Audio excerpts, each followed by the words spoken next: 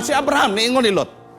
Nga Lot, kung moadto kas wala, pagpili, dire po kusto. O moadto po kasto, pagpili Lot, dire po kus wala. Nagpasabot, nga ningon si Abraham nga Lot, pangitaa o ahay pinakapabor, kay kung naay pinakamaot nga lugar, ako kana, aron di lang ka masuko.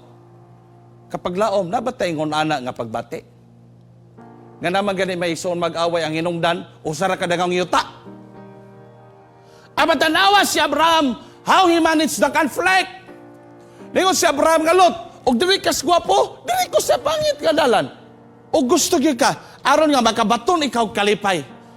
This is what we call maturities pagalagad kapag laom. And I would like to tell you, bisag karaan na kas pagalagad, apan wala kay ngunani, nga pagbati kapag laom, so ginla ta kas tinuod, kawang gyud yapon ang tanan.